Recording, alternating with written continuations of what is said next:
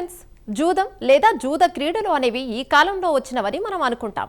కానీ మానవ చరిత్రలో జూదం అనేది వేల ఏళ్ల నాటి సాంప్రదాయమని శాస్త్రవేత్తలు కనిపెట్టారు.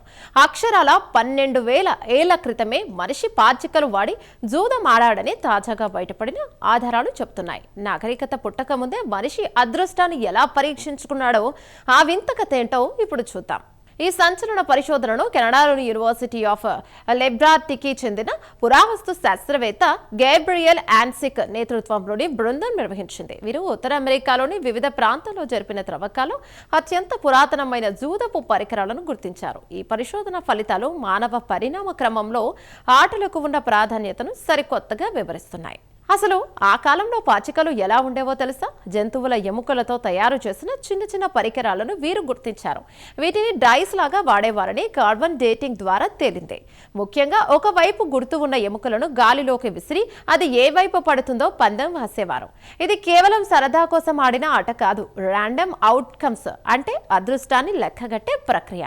12,000 ఏళ్ల క్రితమే మనిషికి తెలుసని ఇది నిరూపిస్తోంది. ఈ ఆధారాలు ప్రధానంగా ఉత్తర అమెరికాలోని గ్రేట్ బేసిన్, పశ్చిమ కెనడా ప్రాంతాల్లో లభించాయి. తాజా విశ్లేషణల ప్రకారం ఇవి ఇప్పటి వరకు ప్రపంచంలోనే అత్యంత పురాతనమైన గేమింగ్ పరికరాలుగా గుర్తించబడ్డాయి.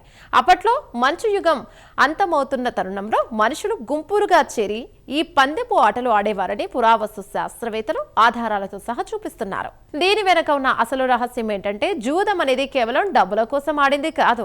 అప్పట్లో తెగల మధ్య ఉన్న గొడవలను పరిష్కరించుకోవడానికి లేదా వేటాడిన జంతువుల మాంసాన్ని పంచుకోవడానికి ఈ పాచికల ఆటను ఆడేవారు. అంటే ఒక రకమైన సామాజిక ఒప్పందం కోసం ఈ జూదాన్ని ఉపయోగించేవారన్నమాట. ఇది మనుషుల మధ్య సంబంధాలను పెంపొందించడానికి, అలాగే గొడవలు లేకుండా వనరులను పంచుకోవడానికి సహాయపడింది. అయితే ఈ ఎముకల పరికరాలు కేవలం ఆటలకే వాడారా, లేక ఏవైనా మూఢనమ్మకాలతో భవిష్యత్తును అంచనా వేయడానికి వాడారా అనే చర్చ కూడా జరుగుతుంది. ప్రస్తుతం శాస్త్రవేత్తలు మరిన్ని ల్యాబ్ పరీక్షల ద్వారా వీటిపై ఉన్న గీతలను, గుర్తులను విశ్లేషిస్తున్నారు. ఈ ఆవిష్కరణ వల్ల మనిషికి గణితం, సంభావ్యతలపై ఉన్న అవగాహన మనం అనుకున్న దానికంటే చాలా ప్రాచీనమైనదని స్పష్టమవుతుంది. చూసారుగా, 12,000 ఏళ్ల క్రితమే మనిషి పాచికలలో పందెం ఆడాడంటే ఆశ్చర్యం కలగక మానదు. అదృష్టాన్ని పరీక్షించుకోవడం అనేది మనిషి రక్తంలోనే ఉందేమో అనిపిస్తోంది. చరిత్రలో దాగి ఉన్న ఇటువంటి మరిన్ని ఆసక్తికరమైన రహస్యాలను సైన్స్ భవిష్యత్తులో ఎలా వెలికి తీస్తుందో వేచి చూడాలి. ఈ స్పెషల్ ఫీచర్పై మీ అభిప్రాయాలను కామెంట్ ద్వారా తెలపండి. వీడియో నచ్చితే లైక్ చేసి ఛానల్ను సబ్స్క్రైబ్ చేయండి.